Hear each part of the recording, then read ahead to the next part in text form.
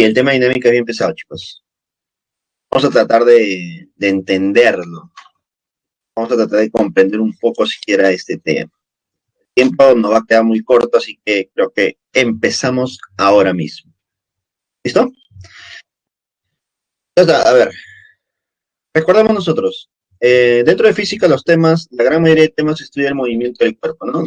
Visto de diferentes aspectos o de punto de vista. Uno de ellos es la dinámica. La dinámica estudia el movimiento del cuerpo en base a las causas que lo generan, ¿cierto? Por eso nosotros vamos a estudiar el día de hoy dos tipos de dinámica o dos tipos de movimientos. Es movimiento rectilíneo y movimiento circular. El movimiento circular lo hemos tocado la semana pasada, pero desde el punto de vista cinético.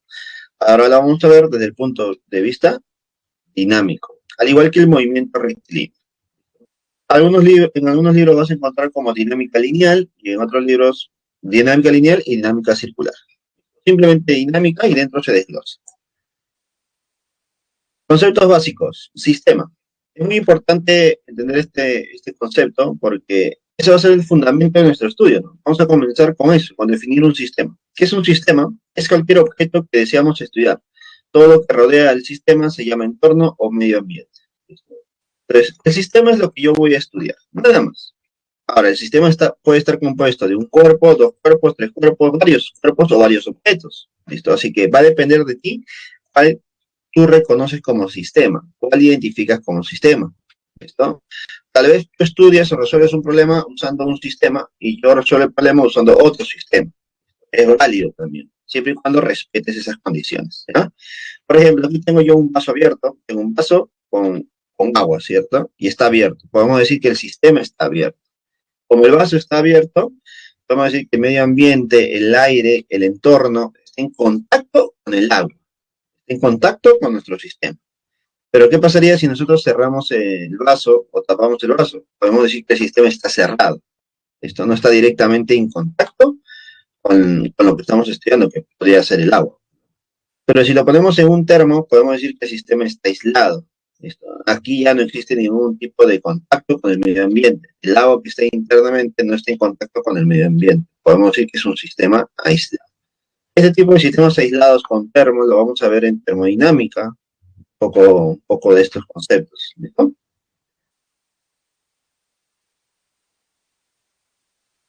A ver. Segundo concepto, fuerza. Importante el concepto de fuerza porque es lo que se va a estudiar fundamentalmente dentro de dinámica, ¿no? El estudio de las fuerzas, cómo genera movimiento, ¿no? Uno dice, influencia que puede cambiar el estado de movimiento de un sistema. Claro, la fuerza es una influencia que cambia el estado de movimiento de un sistema. Debido a la fuerza, los cuerpos pueden moverse, ¿cierto? Dos, se llaman fuerzas externas a las influencias que ejerce el entorno sobre el sistema. Ahí está. ¿Listo? A ver, quiero que entiendas algo por aquí. Ya. En el primer caso, el sistema es el camión, ¿cierto? En el primer caso, el sistema es el camión. Por lo tanto, para nosotros, el sistema es el camión. Obviamente las llantas incluidas. Ahí está. Por lo tanto, nosotros solamente vamos a estudiar el camión. Todo lo demás que está alrededor, o el contacto, o las influencias alrededor, serán llamadas fuerzas externas. Por ejemplo, notamos una primera fuerza externa, que sería la fuerza que ejerce estas personas para jalar el camión. Esta es una fuerza externa 1. Dime, el contacto que tiene el camión con la superficie, mira, generan dos fuerzas de reacción normal, tú ya las reconoces, imagino. Vamos a ponerle fuerza 2 y fuerza 3. La fuerza 1 y la fuerza 2 y la fuerza 3 son fuerzas externas, porque son fuerzas generadas por el contacto con otro objeto o con el entorno, ¿cierto? Dime, leo en el chat, esta fuerza que sale del centro del objeto o del camión, ¿qué fuerza es? ¿Cómo se llama esa fuerza que sale del centro del camión? Se llama fuerza de la gravedad, ¿cierto? Muy bien, Jefferson. Fuerza de la gravedad. Dime, ¿y la fuerza de la gravedad o peso? Muy bien, Jefferson. La fuerza de la gravedad, ¿es una fuerza interna o es una fuerza externa? ¿Crees? Interna, dice Benjamin. Y dice también es una fuerza interna. Algunos dirán, profe, es interna porque sale del centro del camión. Por eso. Llegaste a esa conclusión por esa imagen, básicamente. ¿Qué creen? ¿Interna o externa? Es importante el análisis que tú tengas, porque eso va a definir lo que vas a hacer más adelante. Eduardo dice, una fuerza externa. Externa, creo, lo ejerce el centro de la Tierra. Vamos por ahí, vamos por ahí. Juan Matos dice externa. Listo, entonces confirmemos lo que algunos dicen. La fuerza y la gravedad, vamos a poner por aquí, esta fuerza, vamos a poner esta fuerza 4, es una fuerza externa, chicos. ¿Por qué? Porque las fuerzas externas se generan por influencia del entorno con el sistema. Entonces, ¿cómo se genera esta fuerza 4? Mira, la fuerza de gravedad, o peso, como algunos lo mencionan, se genera por la influencia entre el cuerpo que viene a ser el camión y el planeta Tierra. La interacción entre el camión y el planeta Tierra generan las fuerzas de la gravedad, que más adelante tendrán otro nombre para nosotros, se llamarán fuerza de gravitación universal, ¿no? Profe, entonces, ¿esa fuerza de gravedad se genera por influencia con el entorno? Sí, se genera por influencia con el entorno, así que será fuerza de la gravedad una fuerza externa. En este caso, en este caso. ¿Por qué te digo eso? Porque ¿qué hubiera pasado si nuestro sistema hubiera sido el camión junto al planeta Tierra? Si el camión junto al planeta Tierra fueran nuestro sistema, entonces esta fuerza de gravedad sería interna, porque está dentro de nuestro sistema, está siendo generado por dos partes de nuestros sistemas y no ha sido generado por influencia con otro cuerpo. ¿No? Eso es lo que quiero que vas a notar más adelante. Siguiente punto. Se llama fuerzas internas a las interacciones entre los elementos del sistema. Mira, muy parecido a lo que te mencioné. Se llaman fuerzas internas a las interacciones entre los elementos de nuestro sistema. Mira, aquí mi sistema va a ser el átomo de hidrógeno. Vamos a señalar nuestro sistema. Este es el átomo de hidrógeno. Todos sabemos, creo que nos queda claro, que el átomo de hidrógeno está compuesto de un electrón y un protón, ¿cierto? Obligatoriamente. Ahora, notarás que aquí hay unas flechitas, chicos. Aquí hay unas flechitas. Esas flechitas están representando las fuerzas eléctricas entre estas dos partículas. Recuerda que entre un electrón y un protón se generan fuerzas eléctricas. Es una fuerza eléctrica de atracción.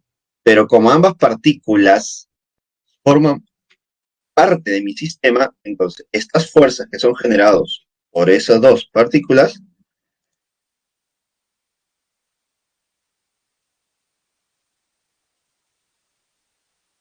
esas fuerzas generadas por dos partículas de mi sistema serán consideradas fuerzas internas, ¿ya? Serán consideradas fuerzas internas. Ahora, aquí viene el caso de qué pasaría con otra partícula, mira. ¿Qué pasaría si yo tengo por aquí, a ver, un electrón? ¿Listo? Si yo tengo un electrón, dime, con el protón, ¿qué fuerza se genera? El electrón con el protón se genera una fuerza de atracción. Por lo tanto, aquí habría una fuerza de atracción. Ahí está. Pero si fuera con un electrón, sería una fuerza de repulsión.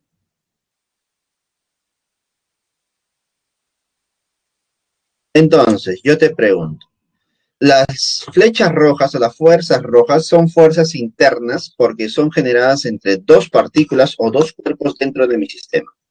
Pero si hay una partícula externa, ¿no? Toda fuerza generada con esa partícula externa se llamará fuerza externa, porque ha sido generada por el entorno. ¿Listo? Ahora, ¿qué pasaría si yo incluyo a esa partícula dentro de mi sistema? Mi sistema es un poco más grande. Entonces, si yo analizo todo el sistema de tres partículas, entonces a todas las fuerzas generadas entre ellas se llamará fuerzas internas, ¿no? Básicamente, eso te menciono porque es posible que en una pregunta de verdadero y falso te pongan estas imágenes. Y en base a lo que tú analices, ya sea el sistema de un solo camión o del camión con la Tierra, nuestras respuestas pueden cambiar. Tú debes analizarlo de esa manera. Recuerda que será fuerza externa cuando se genera con el entorno, porque está fuera de la burbuja, lo que está fuera de lo que yo he puesto en azul. Y todo lo que está dentro será fuerza interna. ¿Listo, chicos? Continuemos ahora. Tercer concepto básico. Inercia. Es la propiedad de los objetos materiales que se manifiesta para la tendencia a conservar su estado de reposo o de movimiento. Ahí está. Es la tendencia a mantener tu estado, ya sea de reposo o de movimiento. Dice luego, todos los cuerpos materiales resisten a cambiar su estado de reposo o de movimiento. Ya está. A ver, la inercia simplemente es la oposición a cambiar tu estado, ya sea de reposo o ya sea de movimiento. Por ejemplo, aquí nuevamente tenemos un camioncito. Ahí está, mira, vamos a llamarle inercia de reposo. ¿Por qué inercia de reposo? Dime, el camión está estacionado. A ver, ¿qué nos dice Jim?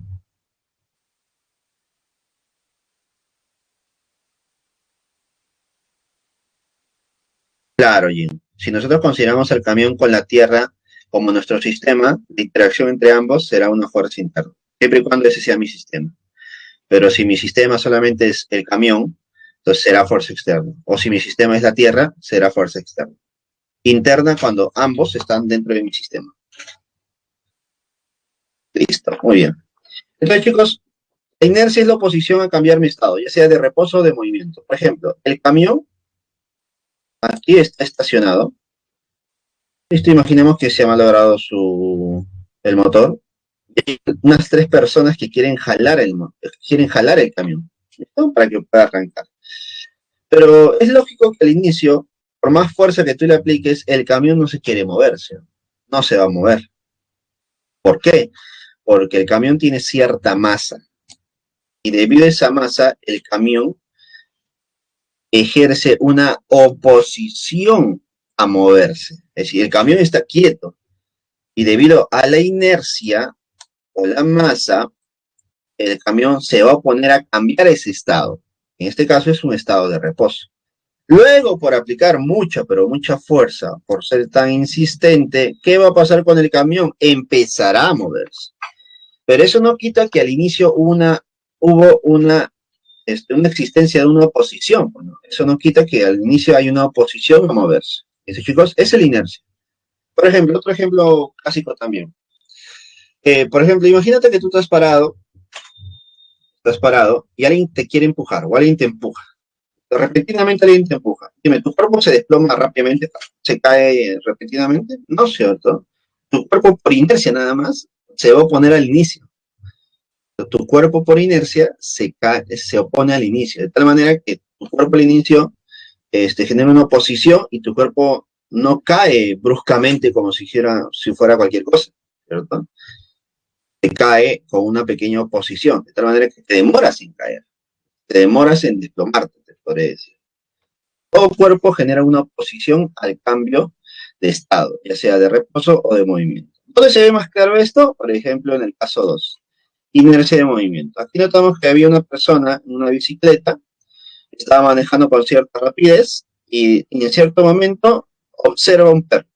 Obviamente, para evitar las multas correspondientes o las infracciones, la persona evita golpear al perro. Para eso, ¿qué hace? Frena la bicicleta. Pero, debido a la inercia, la persona solamente frena la bicicleta, no frena su cuerpo. ¿Listo? Porque recordemos que en una bicicleta no hay un cinturón de seguridad, ¿cierto? Entonces frena la bicicleta se detiene, pero ¿qué pasa con el cuerpo? ¿Qué pasa con la persona? Sale disparada, ¿cierto? ¿Por qué, profesor? Porque al inicio la persona se estaba moviendo junto a la bicicleta con cierta rapidez. Entonces el cuerpo de la persona está acostumbrada, se puede decir, está en movimiento, ¿no? Y debido a la inercia, el cuerpo trata de seguir estando en movimiento. Por lo tanto, debido a esa inercia, el cuerpo sale disparado hasta que impacte con el suelo o con una pared y podamos contrarrestar ese movimiento, ¿cierto? Debido a la inercia, las personas salen disparadas de las bicicletas cuando hay un choque, cuando hay un freno repentino, ¿cierto? Eso se le llama inercia de movimiento. Por ejemplo, aquí había un caso que íbamos a mostrarles. Mira, tenemos una persona en un auto avanzando avanzando hacia la derecha, y esta persona con el auto impactan en la pared. Dime, si impacta en la pared, ¿qué pasa con el auto? El auto se detiene. Pero ¿qué pasa con la persona? La persona saldrá disparada. ¿Por qué? Por la misma inercia. La persona con el auto estaban en movimiento y al impactar con la pared, el cuerpo de la persona intentará seguir estando en movimiento. Si la persona no tiene abrochado el cinturón de seguridad, la persona saldrá disparada. Entonces saldrá disparada hacia adelante, pretendiendo seguir con el movimiento. Y eso es debido a la inercia de movimiento. Cuarto concepto básico, masa. La masa es una cantidad escalar que indica la medida de la inercia de un objeto material experimentalmente. La masa de un cuerpo se mide en una balanza. A ver, entonces, podemos decir algo. La masa viene a ser la medida de la inercia, pues, ¿no? Entonces, recordemos que hemos visto inercia, y la inercia es la oposición al cambio de estado, ya sea de movimiento o de reposo. Por lo tanto, ¿quién mide esa inercia? La masa. Si un cuerpo tiene mayor masa, será más complicado cambiar su estado. Si un cuerpo tiene poca masa, será más sencillo cambiar su estado, ya sea de movimiento o de reposo, ¿no? Por ese motivo, es más fácil mover un escritorio de casa que mover un camión, ¿sí? Si tú quieres mover tu escritorio de tu casa, debido a la poca masa que tiene, será más sencillo. Pero si quieres mover un camión o empujar un camión, será más complicado, porque tiene mayor masa, mayor inercia. Recuerden, la masa y la inercia están relacionadas. Ahora sí, nos vamos de lleno a los conceptos o leyes de Newton, que es el principal tema de dinámica. Primera ley de Newton, chicos, dice lo siguiente. Principio de inercia. Es la primera ley de Newton. ¿Por qué es principio de inercia? A ver, dice, si la resultante de todas las fuerzas que actúan sobre un sistema es nula, ahí está. Entonces me dicen, si la fuerza resultante, esta fuerza resultante es nula, este permanecerá en reposo o se moverá en línea recta con velocidad constante. A ver. Para que entendamos mejor esto. Mira, vamos a suponer por aquí. Ahí está. Tenemos un objeto por ahí y sobre este objeto van a haber fuerzas. 1, 2, 3, 4. Voy a poner aquí. Ya, 4 fuerzas. Entonces tenemos 4 fuerzas que actúan sobre el cuerpo. ¿Listo? Cada una de ellas generará algo sobre el cuerpo, ¿no? Debido a esta fuerza, estas 4 fuerzas ocurrirá algo. Pero déjame decirte, si yo analizo la fuerza 1, tendrá unas consecuencias.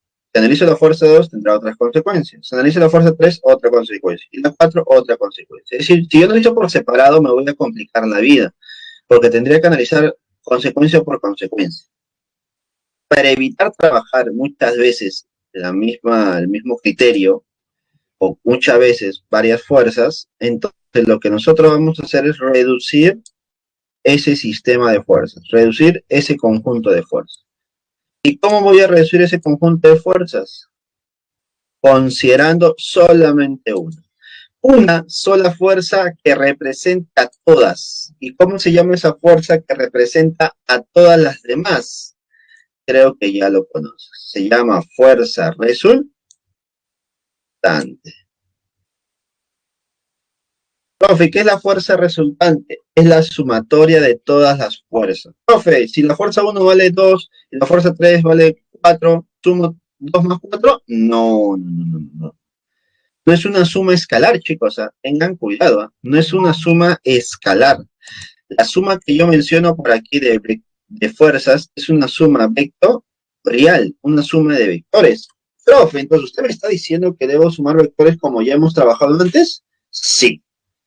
Debes analizar vectores y sumar todas esas fuerzas. Obviamente que no va a ser tan complejo como antes, porque se supone que ya nos quedó clara la parte vectorial, solamente que ahora vas a trabajar en 2 ejes, eje horizontal y vertical, y la suma será más sencilla. Los valores a analizar serán más sencillos, ¿ya?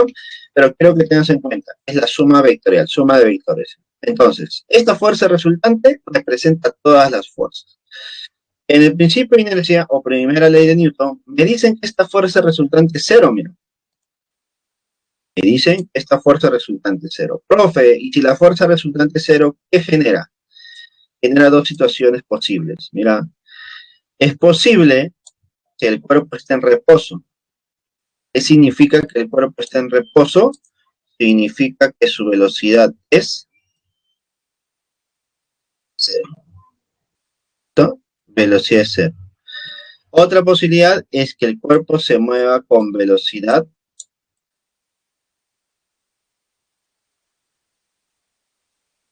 antes. Ah, profesor, entonces, usted me está diciendo que si la fuerza resultante sobre el cuerpo es cero, hay dos posibilidades. Sí, hay dos posibilidades. Que el cuerpo tenga una velocidad de cero, es decir, el cuerpo esté en reposo, o que el cuerpo tenga una velocidad constante, es decir, se mueva con mRU. ¿Te quedó claro esa parte? Espero que sí. Así que para ver si nos quedó claro, una pregunta de verdadero y falso. Mira, escucha, y espero tu respuesta. A ver, escucha, a ver. Si sobre el cuerpo la fuerza resultante es cero, si sobre el cuerpo la fuerza resultante es cero, ¿a cómo diferencio eso? Listo, te respondo eso después de la pregunta que voy a hacer. ¿Qué te parece? Si sobre el cuerpo la fuerza resultante es cero, entonces el cuerpo está en reposo. ¿Verdadero o falso? ¿Qué responderías?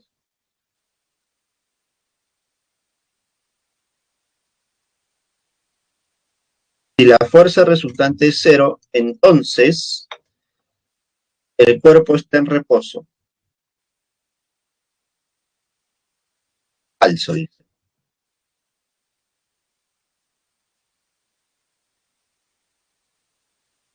Falso. Depende, dice Juan. No, recuerda que es una pregunta de verdadero y falso. Tú eres más verdadero o falso nada más. En base a lo que te he dicho. En base a lo que te dije, ¿cuál sería tu respuesta? Claro, recuerda. Cuando es verdadero y falso, te basas en lo que te dice, no en lo que tú crees. Recuerda eso, es muy importante. Listo. Entonces, chicos, sí, efectivamente es falso. Efectivamente es falso. Y esto tendría relación con lo que mencionó María, ¿no?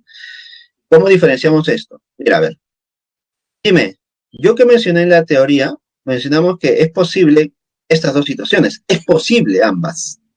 Por lo tanto, en una pregunta de verdadero y falso, si te dicen que ocurre la primera, ocurre la segunda, obviamente es falso, porque puede ocurrir cualquiera de las dos. Entonces, yo no puedo asegurar con lo que te mencioné en la pregunta de verdadero y falso o con ese enunciado, yo no puedo asegurar cuál de los dos ocurre. ¿Listo? ¿Me dejo entender? Yo no sé cuál de los dos ocurre. Así que sería falso, porque estoy asegurando algo, y eso es falso. Si te hubiera dicho, si la fuerza resultante es cero, entonces es posible que el cuerpo esté en reposo, ahí sí sería verdadero, porque es una posibilidad. Ahora, ¿cómo diferencio eso? En base a otra información, ¿no? Tal vez una gráfica que me den, tal vez otras condiciones, ¿no? Otras condiciones.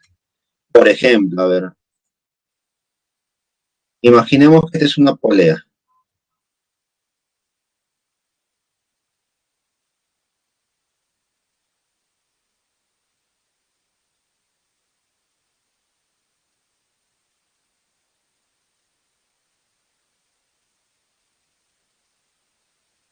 Dime, si es una polea y yo suelto el bloque grande, ¿es posible que el cuerpo se mueva, sí o no? Es posible que el cuerpo se mueva. Por lo tanto, por lógica, el cuerpo ahí se está moviendo. Entonces, cosas así uno debe interpretar. Pero cuando es una pregunta de verdadero y falso, estoy obligado a guiarme solamente de lo que me menciona. Por ejemplo, si yo tengo una superficie y pongo un carrito con llantas, dime, ¿qué va a pasar con el carrito con llantas?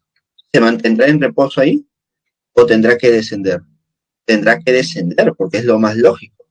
¿Te das cuenta? Cosas así generarían esa respuesta de cómo diferencio. ¿Te das cuenta? Pero cuando es una pregunta de verdadero y falso no va a haber ambigüedades. Así que tú te bases a lo que te mencionan, por favor. ¿Ya? Ahora, otra pregunta para ver si nos quedó claro. Pregunta de verdadero y falso y espero que respondan. Chicos, por favor, quiero ver que estén interactuando, estén participando. Recuerda que cada participación se cuenta con un puntito más, chicos, ¿ya? Yo tendré en cuenta eso a la hora de tu examen, no te preocupes. Claro, cada respuesta vale 0,000001 punto más. Acumula, acumula, por favor, ¿ya? Entonces, tu segunda pregunta. Si un cuerpo se mueve con velocidad constante, si un cuerpo se mueve con velocidad constante, entonces la fuerza resultante es cero. A ver, dime. Si un cuerpo se mueve con velocidad constante, entonces la fuerza resultante es cero. ¿Verdadero o falso?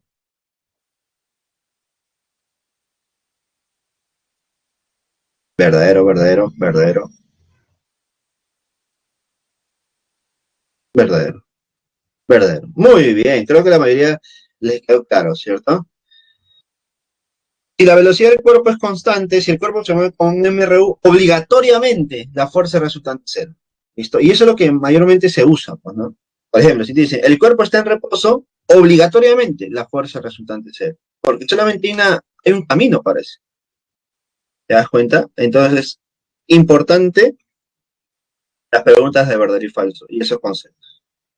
Algo sencillo puede cambiar el rumbo o la respuesta que tú marques.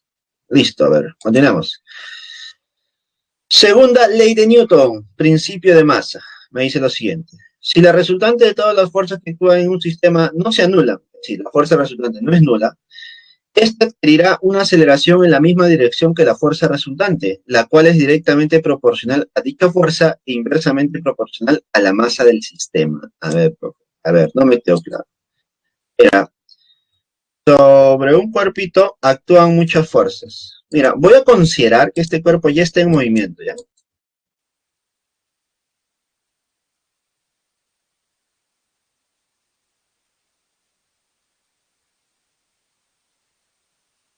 Ahí está.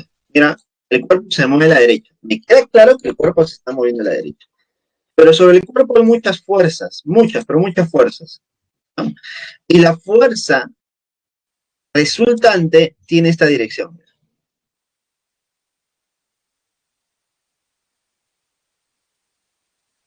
¿No? ¿Me queda claro? Listo, con esto ya respondo algunas preguntas. Profesor, ¿la fuerza resultante no debe tener la misma dirección que la velocidad? No necesariamente. Es un grave error. No porque la fuerza resultante sea hacia arriba, el cuerpo debe moverse hacia arriba. No, no, no, no, tengan cuidado. El cuerpo debe moverse en cualquier dirección y repentinamente hay una fuerza resultante en otra dirección. Ahora, si esta fuerza resultante, si esta fuerza resultante es diferente de cero, vamos a poner bien, es diferente de cero, entonces, ¿qué va a generarse? Si la fuerza resultante es diferente de cero, se genera, mira, se genera una aceleración en la misma dirección que la fuerza, no en la misma dirección que la velocidad, tengan cuidado. La aceleración y la fuerza tienen la misma dirección, están relacionadas ahí. Entonces nos queda claro, por favor, que si la fuerza resultante es diferente de cero, entonces se genera una aceleración en la misma dirección.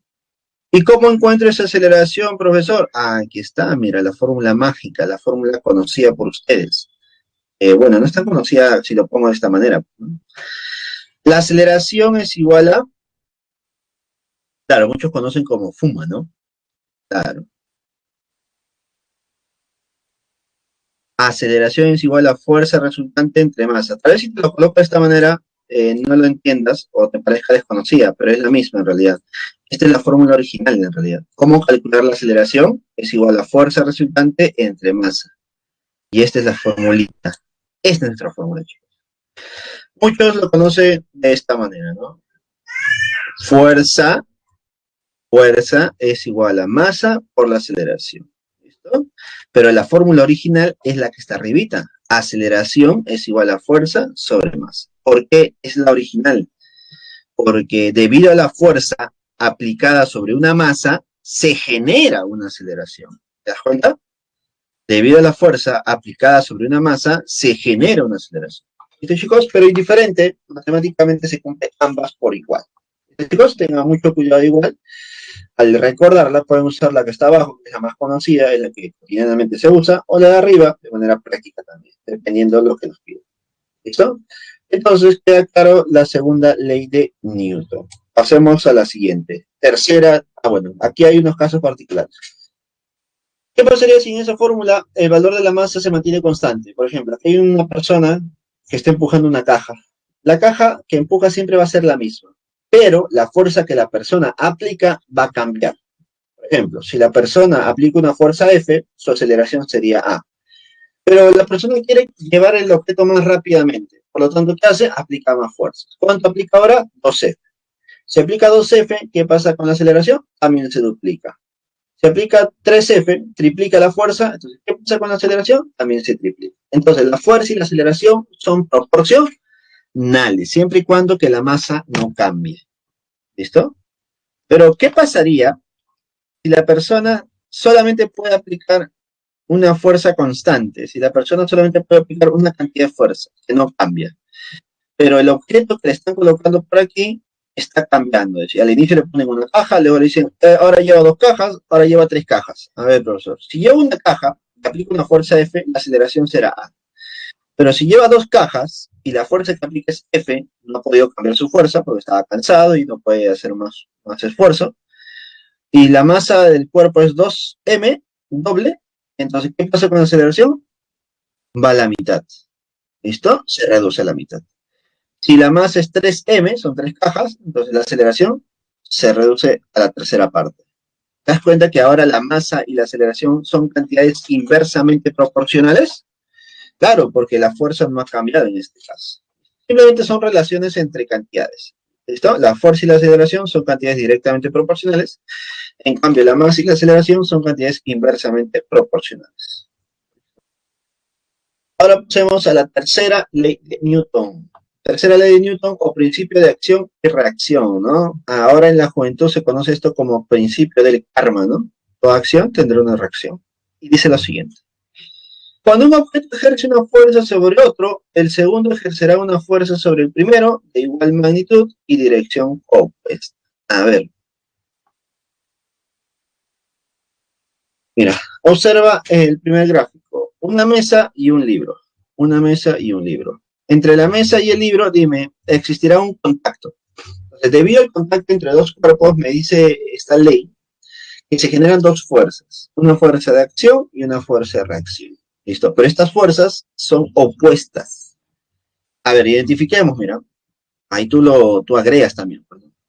Notarás que debido a la presencia del libro sobre la mesa, el libro ejercerá una fuerza sobre la mesa. Como el libro es el objeto B y la mesa es el objeto A, entonces esta fuerza de aquí es la fuerza que genera B sobre A. Es la fuerza que genera el libro sobre la mesa. ¿Listo? Entonces, esta fuerza verde está sobre la mesa, está presionando a la mesa. ¿No? Ahora, debido a esa fuerza que se le aplica a la mesa, ¿qué hace la mesa? La mesa reacciona. Me estás presionando, yo también reacciono, te presiono.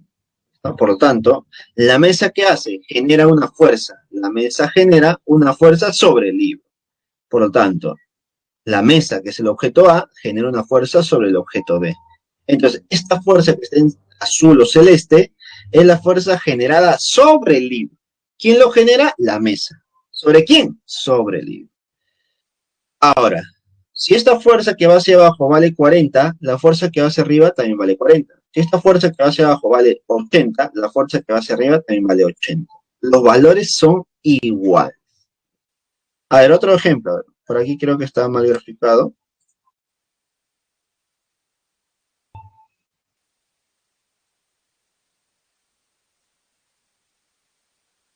Ahí está. Es una persona que está pateando un balón. Ejemplo clásico, ¿no? Entonces, cuando tú pateas un balón, aplicas una fuerza sobre el balón. ¿Listo? El P es el objeto A, el balón es el objeto B. Por lo tanto, ¿qué vemos por aquí? el objeto A aplica una fuerza sobre el objeto B, ¿no? Porque pateas un balón. Por lo tanto, debido a esta fuerza, el balón empieza a moverse. ¿Listo? Entonces, el objeto A ejerce una fuerza sobre el objeto B. Ya está. Pero debido a ese contacto, debido a esa fuerza que se aplica al balón, el balón generará una fuerza de reacción, reaccionará a esa fuerza. Por eso ahora se genera otra fuerza. Es la fuerza generada por B sobre A. Es la fuerza generada por B sobre A. ¿Listo? Por lo tanto, habrá una fuerza sobre el balón y una fuerza sobre el pie. A ver, otro ejemplo más que quiero que lo imagines. Imaginemos que tú ya has dado tu cuarto examen, ya estás pronto a dar tu cuarto examen y no fue como esperabas. Tu cuarto examen no, tu primer examen, disculpa, tu primer examen no fue como esperabas, llegas a tu casa, todo renegando, sales de la computadora, cierras la laptop, empujas la computadora, rompes la pantalla y quieres desatar tu furia, liberar todo esa mala vibra que ha sido generada por el examen, tal vez, y metes un puñete, metes un golpe sobre la pared. Metes un golpe a la pared. Es decir, golpeas la pared. Golpeas la pared. Como si estuvieras golpeando la pantalla, golpeas la pared. Entonces, si yo golpeo la pared, dime, a la pared le dolerá. La pared no siente dolor, ¿no? Pero sí estás aplicando una fuerza sobre la pared. ¿Pero a quién le va a doler? A ti, pues, ¿no? Te va a doler a ti. Pero estoy muy enojado y aplico una fuerza de 100. Aplico una fuerza de 100. Entonces, humano, ¿cómo te dolerá? Como ciencia, ¿no? Pero estoy muy renegando. No me salen las preguntas de verdadero y falso y aplico una fuerza como 200. Si tú aplicas una fuerza como 200, entonces tu mano te dolerá como 200, ¿cierto? Es decir, mientras más fuerza de acción yo aplique, generaré una fuerza de reacción mucho mayor, ¿cierto? Si yo golpeo la pared con 300, regresará esa fuerza a mi mano como 300, ¿cierto? Entonces, te hago esta pregunta. María, estamos sensibles, ¿eh? Estamos sensibles hoy. Pues te hago esta pregunta, chicos. La fuerza de acción y la fuerza de reacción, según la tercera ley de Newton, son iguales. La fuerza de acción y la fuerza de reacción son iguales. ¿Verdadero o falso? Leo tu respuesta. Falso, dice Juan. Fari dice verdadero. Miguel dice verdadero. Daira dice verdadero. Me imagino que habrán escuchado esa frase, ¿no? La fuerza de acción y la fuerza de reacción son iguales. Como se escuchó en colegio, ¿no? Dígame. La fuerza de reacción y la fuerza de acción y reacción son iguales. ¿Verdadero o falso? Déjame decirte algo. Melissa dice falso. Estamos esperando la respuesta de Jefferson. ¿Qué nos dice Jefferson? Melissa dice falso. Emily dice verdadero. Vamos, María. A ver, Jefferson, a ver. El testamento de Jefferson. Pero, profe, si golpeo con 100 una pared y golpeo con 100 el rostro de alguien, si no me equivoco, sé que el que realiza el golpe sentirá menos dolor el rostro o estoy equivocado. A ver. Ya vamos a explicarte algo, ¿no? Mira, esta primera es la respuesta que ya te voy a dar. La fuerza de acción y la fuerza de reacción no son iguales, chicos. Tienen el mismo valor, pero no son iguales porque tienen direcciones opuestas. Creo que eso ya responde a tus preguntas, ¿no? Es falso porque la fuerza de acción es a la derecha y la fuerza de reacción es hacia la izquierda. Entonces no pueden ser iguales. En magnitud sí lo son. ¿Ya? En magnitud sí lo son. ¿Ya? Ya, a lo que pregunta Jefferson es lo que menciona. Eso está muy relacionado al boxeo, chicos. Está muy relacionado al boxeo. ¿Por qué? Imaginemos que están dos competidores en el ring de box. Los boxeadores que usan guantes, ¿no? ¿Para qué usan guantes? El guante se usa para poder amortiguar el dolor, amortiguar la fuerza, básicamente. Imaginemos que a estos boxeadores le quitas los guantes. Les quitas los guantes. Entonces, si un boxeador aplica una fuerza de 100 sobre el rostro de la otra persona, al rostro de la otra persona le llegará 100, obligatoriamente. Y a tu mano, ¿qué le va a llegar? Debería llegar 100. le debería llegar 100. Por la tercera ley de Newton le debería llegar 100. ¿Listo? Pero aquí involucra otras condiciones. Por ejemplo, el tema de cantidad de movimiento, cantidad de movimiento. Y dentro de ese tema de cantidad de movimiento está el tema de choques y colisiones. Tú sabes que el rostro de una persona tiene piel, tiene grasa, y debido a eso hay otro amortiguamiento. Y cuando existe un amortiguamiento, la fuerza se reduce un poco. ¿Por qué? Porque hay liberación de energía. ¿Listo, Jefferson? Por eso, cuando es una pared, la pared es un cuerpo sólido. Así que ese amortiguamiento prácticamente no existe. Por eso, si tú golpeas una pared sólida, si tú golpeas con 100, te regresa 100. Pero dime, ¿ocurrirá lo mismo si tú golpeas una almohada? Profe, yo golpeo la almohada con 100 y me regresará 100. No, ¿cierto? ¿Por qué? Porque la almohada amortigua esa fuerza de alguna manera. ¿Listo? ¿Me dejo entender? ¿Eso responde a tu pregunta, Jefferson? A ver, María Cana dice, entonces, cuando está en reposo y es igual y no está en movimiento, ¿puede variar? Depende del caso. No entendí tu pregunta, María. Entonces, cuando está en reposo y es igual, y es cuando está en movimiento puede variar, depende del caso. A ver, déjeme decirle algo. La fuerza de reacción y la fuerza de acción y reacción siempre van a tener el mismo valor, siempre, siempre. Es decir, si yo golpeo mis dos puños, siempre va a ser igual, acción y reacción. ¿Listo? Lo que ocurra, ¿cómo se llama? Dentro, o que ocurra con otro cuerpo, por ejemplo, si me pongo guantes, ¿qué va a pasar? Igual, siempre la fuerza de acción y reacción siempre serán iguales. ¿Listo? Porque date cuenta algo, si yo tengo guantes, con mi puño yo aplico una fuerza, pero esa se transmite al guante, y del guante al otro guante, y ese guante a recién a la otra mano. ¿Te das cuenta? Pues hay varios casos que debo analizar, pero siempre la fuerza de acción y reacción deben ser iguales. Si hay muchos objetos en mi sistema, yo tendría que analizar objeto por objeto. Y eso es lo que nosotros vamos a ver más adelante en un problema, donde hay un bloque que empuja otro bloque, y es posible que el primer bloque ha sido generado por el movimiento de una cuerda. ¿Me dejo entender? Entonces, hay muchos objetos en el sistema, entonces debo analizar objeto por objeto para ver qué ocurre. Pero siempre se va a cumplir esta ley. La acción y reacción deben tener siempre el mismo valor. ¿No? Excelente, Jefferson. Creo que eso queda más claro. Siempre la fuerza de acción y reacción tienen el mismo valor, pero direcciones opuestas. Si uno es hacia arriba, el otro es hacia abajo. ¿Y cómo diferencio muchas veces las direcciones? Por los signos, ¿no? Tal como lo menciona Jefferson. Si una fuerza es positiva, la otra fuerza será negativa. Sin decir más, ¿no? Claro, obligatoriamente. Es lo que creo que se iba a mencionar a continuación. Conclusiones de estas leyes de Newton. Primera conclusión. Si la fuerza es cero y la aceleración es cero, si la fuerza es cero y la aceleración es cero, el cuerpo permanece en reposo o tendrá un MRU. Esto es prácticamente la primera ley de Newton. O sea, dos, si la fuerza es constante y la aceleración es constante, el cuerpo tendrá un MRV. Es como la segunda ley de Newton. ¿Listo? El cuerpo se moverá con MRV, ¿no? Tres, la tercera ley de Newton significa que no existen fuerzas aisladas, jamás. Nunca existen fuerzas aisladas, siempre existirán una cupla de fuerzas, ¿ya? Siempre existirá un par de fuerzas, siempre. Si tú lo analices, analices solamente una de ellas, no significa que no exista otra en otro lado o en otro cuerpo.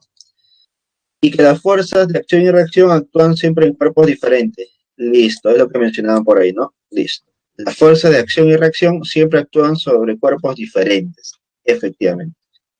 La ley de Newton. Cuarto punto, un observador u objeto en reposo con MRU se llama sistema de referencia inercial. Son aplicables las leyes de Newton. Profe, entonces solamente puedo aplicar las leyes de Newton cuando es un sistema en reposo o con MRU, o mejor dicho, sistema de referencia inercial. Y déjame decirte que eso ya te lo mencioné en la semana número 2. ¿Te acuerdas cuando analizamos sistema de referencia en cinemática? Mencioné que existen dos tipos de sistemas, el inercial y el no inercial. El no inercial nosotros no trabajamos. ¿Por qué? Mira, porque no son válidas las leyes de Newton. Aquí el análisis es más complejo. Nosotros trabajamos con sistema de referencia inercial. De ahí se cumplen las leyes de física con normalidad. En este caso, las leyes de Newton. ¿Listo, chicos? Continuando, fuerza de rozamiento. Y esto ya vimos las leyes de Newton, ahora vamos a empezar a analizar las fuerzas que vamos a ver en los problemas. Una de ellas es la fuerza de rozamiento. Fuerza que se opone al movimiento o al intento de movimiento de un cuerpo respecto al otro cuando está en contacto. Actúa tangentemente en cada una de las superficies que están en contacto. A ver, para reducir el concepto de fuerza de rozamiento o fuerza de fricción, es la fuerza que se genera en oposición al movimiento o al posible movimiento. Es en oposición al movimiento o posible movimiento. Es decir, si yo trato de mover un objeto en una superficie rugosa, áspera, se generará una fuerza de fricción, por tratar nada más de moverlo. Ahora, si este objeto se mueve en esa superficie áspera, también habrá una fuerza de rozamiento, es decir, debido a la posición o al movimiento del cuerpo. ¿Listo, chicos? Creo que ahí tenemos una pequeña gráfica donde nos dan a entender lo que ocurre actualmente, ¿no? Las personas, debido a la emergencia sanitaria o el tema de enfermedad, estamos en contacto uso del alcohol o del gel, ¿cierto? Pero a veces, por el uso excesivo del alcohol, también nos maltratamos las manos. No sé si al tener a algún familiar que les ha ocurrido eso, están en contacto de uso del alcohol, y están sobándose las manos de derecha a izquierda, de arriba hacia abajo, de arriba hacia abajo, y debido a esa fricción o a ese movimiento que hacen, ese contacto, lo que vamos a hacer es desgastar la yema de nuestros dedos, ¿cierto? Entonces va a haber una fricción, y toda fricción genera un desgaste, una corrosión de la piel. Entonces, eso también es peligroso, así que debemos tener mucho cuidado con el uso excesivo del alcohol, ¿no? O tratar de no rasparlo tanto. Recuerda que no es una olla con hoyitos, ¿no? No es que tenga que rasparme hasta la piel, la dermis, epidermis y todas las capas que puedan existir. No es necesariamente eso. Es una limpieza superficial de la parte de tus manos, ¿cierto? Así que tenga mucho cuidado. ¿Ya está? Queda claro aquí en la gráfica que debido al movimiento se generará una fricción, una fuerza de fricción, una sobre la mano derecha y una sobre la mano izquierda. Notarás también que aquí se cumple el proceso de acción y reacción, ¿no? Mira, acá habrá una fuerza azul en una dirección y una fuerza roja en otra dirección. Y eso es debido a la fricción. Siempre las fuerzas son tangentes al movimiento o al posible movimiento. A mí me pasó con la lejía que pelaba mis manos. Oh, la lejía es peor, pues, ¿no? La lejía es mucho, excesivamente. Al inicio de la pandemia creían que todo se tenía que limpiar con lejía. Incluso había personas que usaban la lejía para lavar sus alimentos. Y luego se salió a desmentir ese tema, que no es necesario usar lejía. Al contrario, consumir alimentos con lejía es más peligroso, ¿no? Chicos, así que tengan cuidado. No me equivoco, para los alimentos, el uso de agua con limón era suficiente. Listo, pero ya estamos. Entonces, siempre es bueno al inicio, cuando hay algo nuevo, a veces hay un poco de desinformación o hay un poco de, ¿cómo se llama? De idea colectiva, se podría decir, ¿no? De alguna manera, ¿no? Y queremos ver la manera de cómo resolver el problema o cómo mantenernos bien. A veces en ese intento eh, hacemos uso de algunos consejos inadecuados, ¿no? Me ha pasado a mí también, al inicio algunos familiares usaban la lejía para limpiar los alimentos. Y a mí me parecía muy raro, pero no tenía ningún fundamento para poder decir, está mal, o para decir, esto está bien. Uno se informa, nos averiguamos, nosotros que somos más activos con las redes sociales, somos más activos con la información en internet, podemos llegar a informarnos, pero obviamente de fuentes adecuadas, y no cualquier fuente, no vas a buscar en el rincón de vago esta información, ¿sí? Entonces hay fuentes, hay lugares donde puedo averiguar de manera correcta o adecuada. ¿Listo, chicos? Entonces la fuerza de fricción es una fuerza que se genera al movimiento o a la oposición del movimiento, debido a las rugosidades del cuerpo. Aquí entendemos un poquito más de la fuerza de rozamiento mediante la ley de fricción. La magnitud de la fricción en una superficie sólida es directamente proporcional a la magnitud de la fuerza normal en dicha superficie. Magnitud de la fricción. Se multiplica un coeficiente de fricción y una magnitud de fuerza normal. Quiero que imagines esto, ¿ya? Acá hay una gráfica, pero quiero que imagines esto. Quiero que imagines esto. Mentalidad, por favor. En estos 3 últimos minutos terminamos con esta parte, ¿ya? Luego pasamos al receso. Imagínate que tú estás empujando la caja. ¿Listo? Empujas la caja. Y empujas la caja con una fuerza de 10. Empuja la caja con una fuerza. Empuja la caja. Imagínate, por favor, en este experimento mental. empuja la caja con una fuerza de 10. Es importante para que puedas entender. Empuja la caja con una fuerza de 10, pero el objeto no se mueve. El objeto está en reposo. Entonces tú te preguntas, profe, si yo aplico con 10 debería moverse, pero no se mueve. ¿Por qué no se mueve? Porque hay una fricción. Hay una fricción que impide el movimiento. A esta fricción, ¿cómo se le conoce? Como fuerza de fricción estática. Por lo tanto, para que impida el movimiento, esta fuerza de fricción estática es mayor que 10. Es mayor que 10. Entonces tú dices, no, tengo que empujar esta caja. Entonces, aplicas 20 ahora. Aplico 20. Si aplico 20, notaremos que, oh, la caja no se mueve todavía. No se mueve, profesor. Por lo tanto, si la caja no se mueve, significa que la fricción estática es mayor. Ahora aplica 30. Profe, aplico 30 y no se mueve. Entonces, la fuerza de fricción estática es mayor que 30. Ahora aplica 50, dice, aplico 50, pero la caja no se mueve. Pero, escucha bien, pero, dime si no has sentido esto. Cuando empujas tú un objeto durante mucho tiempo y no se mueve, no se mueve, hay un momento donde este objeto pareciera que ya está a punto de moverse. Parece que está a punto de resbalarse. Parece que ya estás justo en ese instante donde va a empezar a moverse.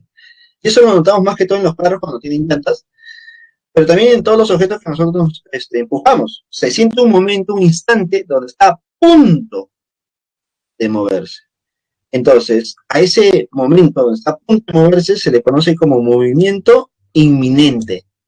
¿Listo? Movimiento inminente. O movimiento inevitable. Como lo ponen aquí, ¿no? Movimiento inminente lo colocan en algunos libros, o movimiento inevitable. O el cuerpo está a punto de resbalarse. Entonces, en esta situación, se cumple que la fuerza de fricción estática es máxima. Es decir, que estás en el límite. Estamos en el límite. Profe, ¿y eso es cuando aplicas 50? Sí. Y cuando tú aplicas 50 y el cuerpo tiene una fricción estática máxima, esta fuerza de fricción estática máxima, ¿cómo se calcula? De esta manera, multiplicando un coeficiente por la normal. Un coeficiente de rozamiento estático por la normal. ¿Listo? Ahora, tú dices, quiero mover la caja, no quiero que esté a punto de moverse, quiero que se mueva la caja. Entonces aplicas una fuerza de 60 o de 51 basta. Con 50 está a punto de moverse. Ahora aplica 51.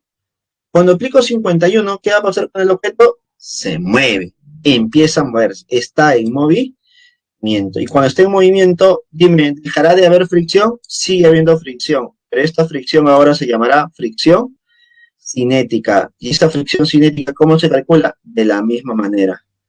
Solamente que ahora esta fuerza de fricción cinética tendrá un coeficiente diferente, llamado coeficiente cinético, o la normal. ¿Listo? Entonces, chicos, espero que nos haya ayudado a entender un poco el proceso de cómo se genera esta fuerza de fricción estática, la estática máxima y la cinética. Regresando del receso, vamos a continuar. ¿Listo? Continuamos, chicos, de aquí un par de minutos.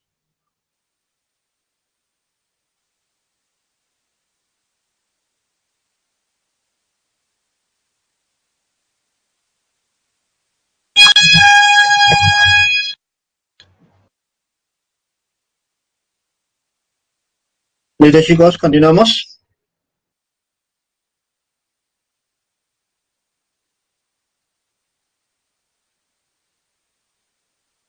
A ver, chicos, continuando con la clase. Recuerda que todavía nos falta un poco más de teoría. Todavía falta. No acaba. María mencionó algo, ¿no? ¿Qué es cinética? Bueno, aquí hablamos de dos tipos de fricción. Una fricción estática y una fricción cinética. Los nombres se generan debido al estado del cuerpo. La fricción estática se genera cuando el cuerpo no está en movimiento, es decir, está en reposo, no se mueve, ¿no? Está estático.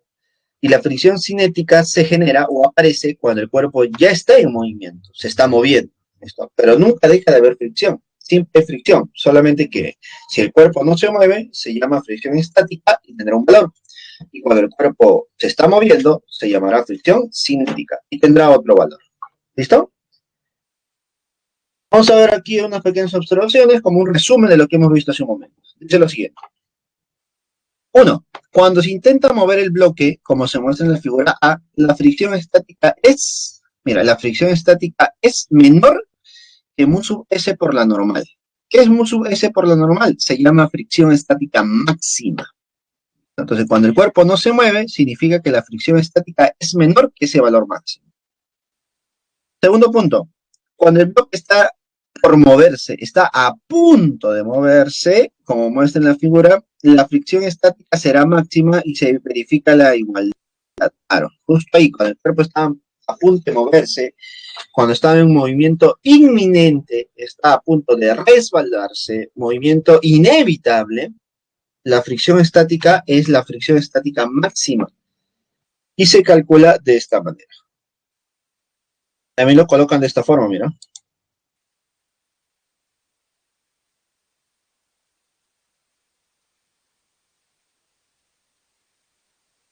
También lo colocan de esa manera. Fricción estática máxima. Tercer punto, cuando el bloque está en movimiento, ya está moviéndose, como muestra en la figura C, se verifica la ley de la fricción cinética. Es la otra fórmula. ¿Te das cuenta? Es casi similar a la anterior, solamente que ahora el mu sub S se transforma en un mu sub C. Es decir, el coeficiente ha cambiado. Y ahora se llamará fricción cinética. Fricción que se genera cuando el cuerpo está en movimiento. Punto 4. El coeficiente de fricción es una cantidad adimensional, importante eso, no tiene dimensiones, es simplemente un número que depende de la naturaleza de las superficies en contacto. Ah, mira, depende de las superficies. Si es la pista, si es una vereda, si es una lija, si es una pared, deberían tener coeficientes distintos, ¿no? Entonces, no te olvides, por favor, que los coeficientes dependen de las superficies en contacto. Punto 5. El coeficiente de rozamiento siempre varía su valor entre 0 y 1. No puede ser mayor que 1 ni menor que 0. Y obligatoriamente debes saber esto. Esta es la relación de los coeficientes. El cinético es menor que el estático. No te olvides, por favor, ¿ya? El estático siempre es mayor que el cinético. El coeficiente estático es mayor que el cinético. Ahora, ¿por qué es importante esto? Porque es posible que en un problema te mencionen dos valores, por ejemplo, 0,4 y 0,5. Profe, ¿y cuál uso? Dependiendo. El cuerpo no se mueve, estático. Profe, ¿cuál es el estático? El mayor. Y si el cuerpo se mueve, está en movimiento, ¿cuál usas? El menor, porque es el cinético. ¿Me dejó entender? Pues tú debes saber cuál es el mayor y cuál es el menor. Tú debes saber que el mayor siempre es el estático y el menor es el cinético. Es importante. El problema no te va a decir cuál es el estático o el cinético. Eso tú ya lo debes conocer, por favor, ¿ya? A ver, siguiente. Fuerza elástica. Es sencillo esto, mira. Es la influencia capaz de deformar un objeto material. La fuerza elástica se genera cuando nosotros tratamos de deformar un cuerpo. En este caso, resortes, ¿no? Por ejemplo, estado inicial. El resorte tiene una cierta longitud. Y debido a la persona o esa mano, se va a deformar el resorte. Mira, notarás que la persona está aplicando una fuerza F hacia la derecha. Entonces, ¿qué pasa con la longitud del resorte? Aumenta. Y debido a ese aumento de longitud o de deformación, la fuerza elástica va a aparecer. El resorte generará una fuerza elástica. ¿Te das cuenta? Esa fuerza elástica es opuesta a la fuerza aplicada. También se dice que la fuerza elástica es opuesta a la deformación que se ha generado. ¿Te das cuenta que la deformación ha sido a la derecha? Entonces la fuerza elástica es hacia la izquierda.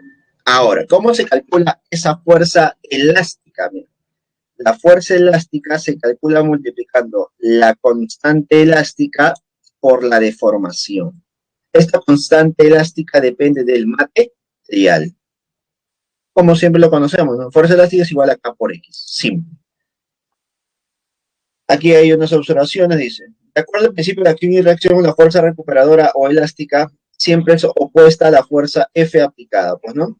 Y es opuesta a la fuerza de deformación que se expresa por, mira, con signo y todo ya, como si fuera un vector. La fuerza elástica es negativo. Este negativo, ¿qué significa? Que es opuesta a la deformación. ¿Listo? Para nosotros no es necesario ponerle negativo, a menos que trabajemos de manera vectorial. Como yo quiero saber solamente el valor de la fuerza, es un K por X. El negativo me indica la dirección. ¿Listo? Y el negativo me indica que es una dirección opuesta a la deformación. Como tú la deformación ya conoces, la deformación es a la derecha, tu fuerza es hacia la izquierda. Si la deformación es hacia arriba, tu fuerza es hacia abajo. ¿Listo? Segundo punto, la gráfica de la fuerza elástica en función de la deformación. Mira, observa que aquí tenemos la deformación y aquí la fuerza elástica. Date cuenta que la fuerza elástica es una fuerza variable. Su valor cambia en base a la deformación. A mayor deformación, mayor fuerza elástica. Pero va a llegar un momento donde esto cambia, pues, ¿no?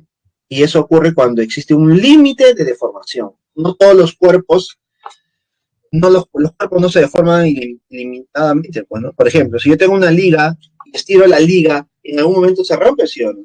Se va a romper. Entonces, ahí estarás en el punto de máxima deformación o el límite de la deformación. Pero lo bueno es que nosotros en los problemas no llegamos a ese punto. Siempre se va a cumplir esta relación. Pero en una pregunta de verdadero y falso, tú debes saber que existe un límite de deformación. ¿Vos? Ahora sí, pasemos a lo más importante del día de hoy, que me interesaba antes de irnos a la práctica. Dinámica del movimiento circular. Vamos a ver cómo se aplica la dinámica del movimiento circular y uno de los conceptos más importantes es la fuerza centrípeta.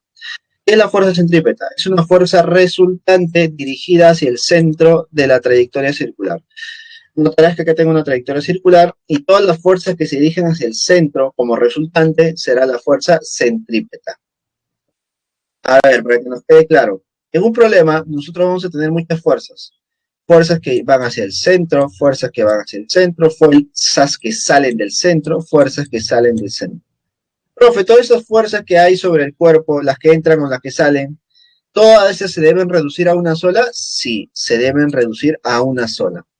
Entonces la fuerza centrípeta es igual a la sumatoria de fuerzas que van hacia el centro, que van hacia adentro,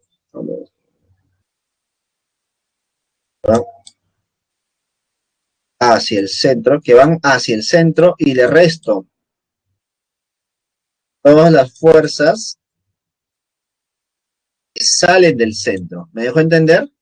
Tú vas a sumar todas las que se dirigen hacia el centro, 10, 20, 30, todas las que se van hacia el centro y le restas todas las que salen, 30, 40, 50, todas las que salen. Ese resultado final será mi fuerza centrípeta. Ahora, aplicando las leyes de Newton, la fuerza centrípeta debería ser igual a la masa por una aceleración centrípeta. Es decir, que también habrá una aceleración que se dirige hacia el centro. Sí, también habrá una aceleración que se dirige hacia el centro. Recordemos que la aceleración centrípeta tenía dos maneras de calcularlas. Como rapidez al cuadrado entre radio y rapidez angular al cuadrado por el radio. Entonces ya tenemos fórmulas para aplicar en dinámica circular. Entonces, lo más importante es identificar quién es esta fuerza centrípeta. A ver, observaciones. La fuerza opuesta a la fuerza centrípeta se llama fuerza centrífuga. En la mecánica clásica se considera una fuerza ficticia o aparente que tiende a alejar a los objetos del centro de rotación. Ya está. Imagino que habrán escuchado el concepto de fuerza centrífuga, ¿no? Es una fuerza que sale del cuerpo, ¿listo? Es una fuerza ficticia, chicos. ¿Para qué se usa esa fuerza ficticia? Para que en mecánica clásica tenga el sentido de movimiento circular. Por ejemplo, si hay una fuerza centrípeta hacia el centro, ¿quién se opone a que se vaya hacia el centro del cuerpo? La fuerza centrífuga. Es decir, para que tenga sentido esa trayectoria circular. Pero es una fuerza ficticia nada más. Es como que una fuerza que nos ayuda a poder entender un poco mejor esta trayectoria, nada más. Pero en las fórmulas no se usa, ¿ya? En las fórmulas no se usa. La que se va a usar es la fuerza centrípeta. Ahora vayamos a la fuerza tangencial. Muy parecida a la anterior, ¿ya? Fuerza resultante paralela a la velocidad tangencial. Listo. Recuerda que en un movimiento circular aparece una velocidad, ¿no? Tangente. Velocidad lineal o tangencial. Obviamente, si el cuerpo va a empezar a aumentar su velocidad, en esa dirección habrá una aceleración tangente, ¿no? Como hay aceleración, obligatoriamente habrá una fuerza. Esta fuerza tangencial es igual a la masa por la aceleración tangencial. Tú sabes que hay una manera de calcular esa aceleración tangencial, y es esta forma. Es aceleración angular por el radio de giro. Entonces, profesor, ¿ya tengo dos fuerzas? Sí, la centrípeta y la tangencial. Por lo tanto, si yo considero ambas, ¿qué tendré al final? Si considero la centrípeta y la tangencial de manera vectorial, tendré una fuerza resultante, la fuerza total sobre el cuerpo. Ah, profe, entonces, ¿la centrípeta y la tangencial generan una fuerza resultante final sobre el cuerpo? Sí. Y eso es lo que nos pueden preguntar en algún momento. Déjame decirte que en muchos casos, no te piden la fuerza tangencial. Es raro, es difícil, pero ya sabes cómo calcularlo también, ¿ya? Ahora, un caso particular es este. En el MCU, movimiento circular uniforme, la tangencial es cero. La tangencial es cero significa que la fuerza resultante es únicamente la fuerza centrípeta. Interesante, puede ser una pregunta. Y con eso terminamos, por decir, la teoría del día de hoy. Y ahora pasemos a las preguntitas.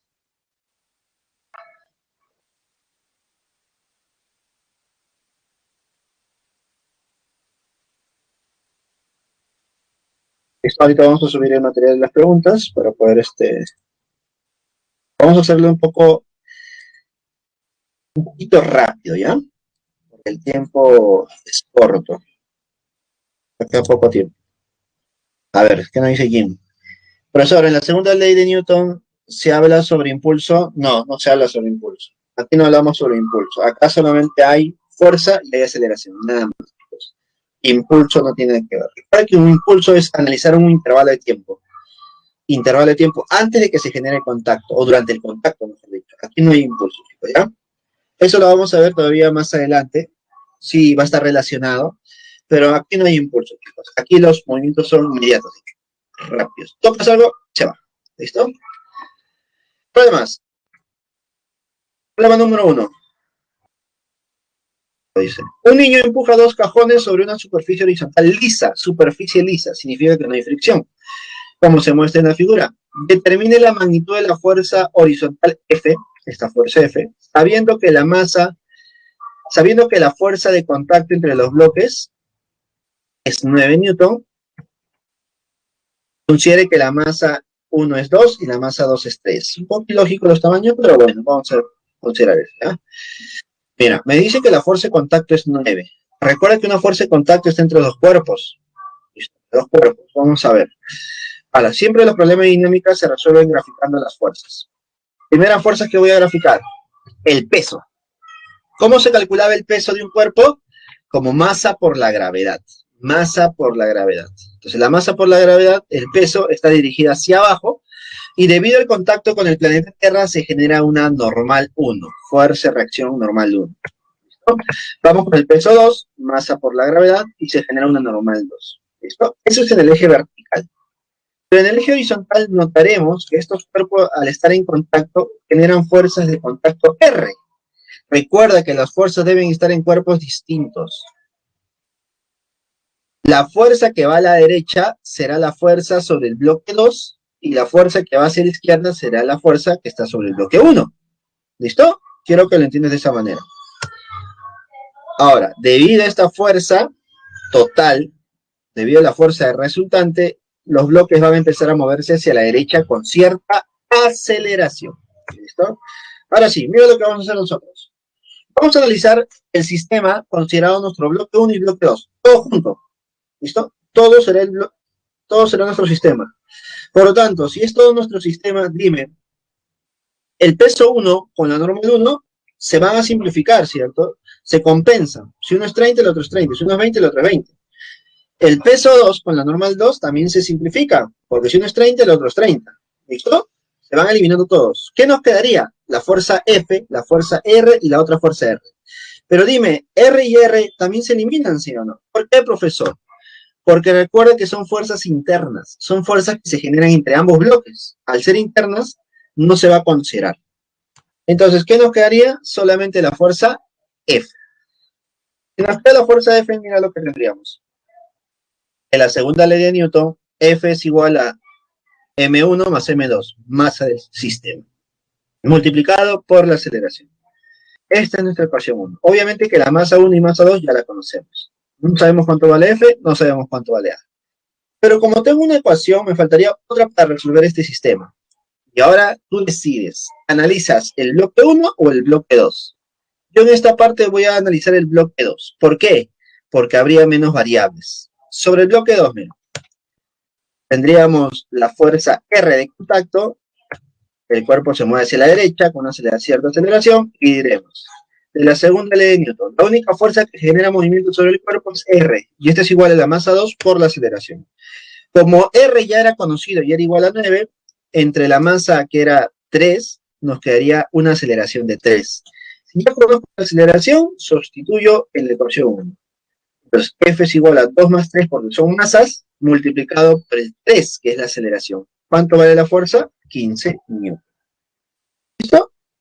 De esa manera lo voy a resolver. Profe, si analizaba el bloque 1, ¿me iba a salir también? Sí te salía. Solamente que iba a ser un poco más compleja porque era un sistema más complicado de analizar, porque habría más variables, pero igual te iba a salir. ¿Listo? Problema número 1 resuelto. Problema 2, dice, un ladrillo de masa de 2 kilogramos es impulsado con una rapidez de 20 metros por segundo sobre un piso horizontal rugoso. El ladrillo recorre una distancia de 50 metros y se detiene. Es decir, el ladrillo sale con una rapidez de 20 y luego de recorrer 50 metros se detiene. Determine la magnitud de la fuerza resultante constante que actúa sobre el ladrillo y el tiempo que tarda en detenerse.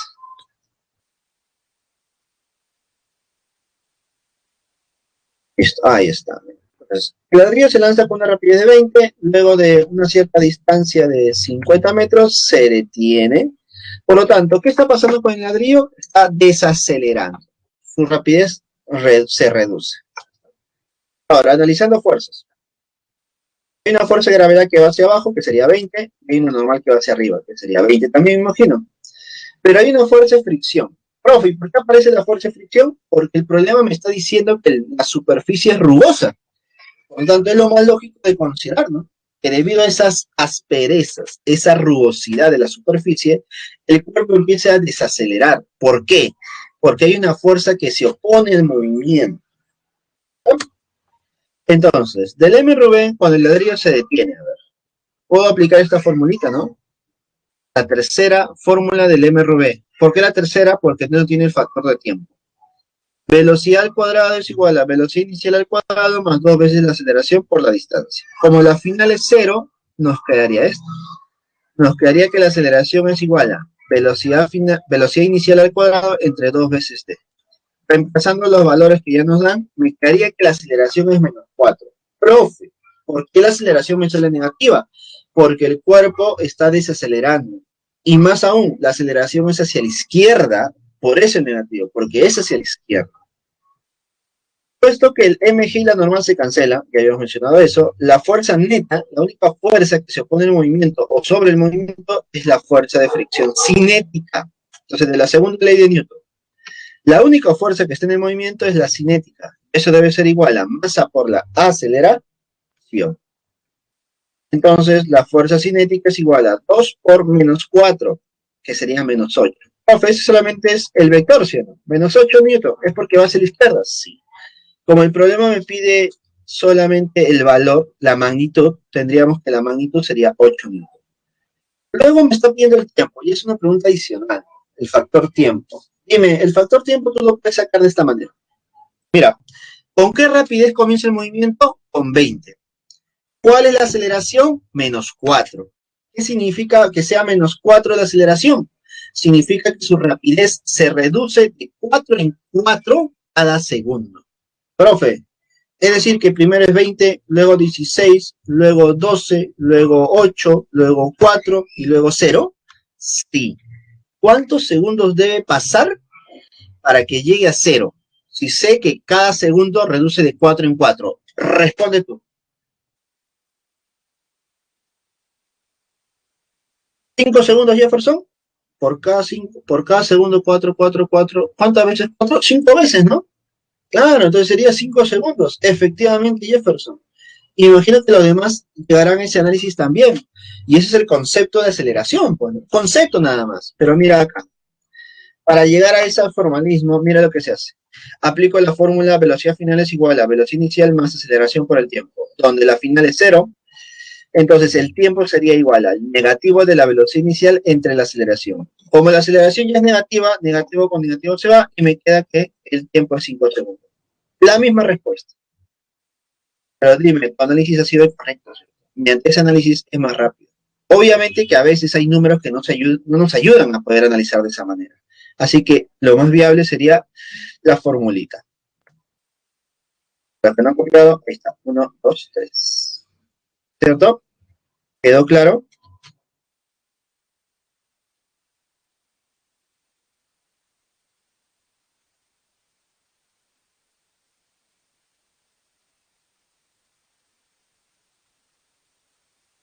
Pregunta número 3. Parece que es una pregunta de verdadero y falso. Dice lo siguiente. Una esfera de plomo de masa de 3 kilogramos se desliza desde la parte más alta de un recipiente semiesférico de radio 80 centímetros, como muestra en la figura. Cuando pasa por la parte más baja del recipiente, su rapidez es de 4 metros por segundo. ¿Ah? Indique la verdad o falsedad de las siguientes proposiciones. Considere que la gravedad es 10. 1. La magnitud de la aceleración centrípeta es 20. Profe, ¿cómo se calcula la aceleración centrípeta? Directo. La aceleración centrípeta es rapidez al cuadrado entre radio. La rapidez es 4 en la parte más baja. El radio es 80 centímetros. Como debe estar en metros, multiplico por 10 a la menos 2. Pero me queda 20 metros por segundo al cuadrado. Dime, la primera es verdadera. ¿Sí? Comenzamos bien. La primera es verdadera. 2. La lectura de la balanza es 90 newton. Pregunta para ti. Dime, ¿qué cosa lee la balanza? Leo en el chat. ¿Qué cosa lee la balanza? Escucho. Espero tu respuesta. No quiero que veas verdadero. ¿Qué cosa lee la balanza? Lee el peso, kilogramo, me imagino que es masa, ¿no? ¿Qué lee la balanza? Una pregunta sencilla, pues, cotidiana, como para relajarnos un rato. ¿Qué lee una balanza? Masa, dice por ahí. ¿Has escuchado alguna vez que cuando te subes una balanza te estás pesando? ¿Has escuchado eso? ¿Qué lee la balanza? ¿Qué lee entonces la balanza? ¿Medirá la masa o el peso? Mira, por más que tú sigas diciendo masa o peso, es incorrecto, chico. La balanza no mide ni el peso ni la masa. Error cotidiano, mal. Farid, vamos por ahí. Mide Newton. Sí, mide Newton. Porque la lectura de la balanza corresponde a la fuerza normal sobre la esfera. ¿Qué significa eso? La balanza lee la interacción entre tu cuerpo y la balanza. La balanza mide la interacción entre dos cuerpos. La persona o la esfera con la superficie de la balanza. ¿Listo? Que quede claro, por favor. No mide ni la masa ni el peso. Mide la interacción.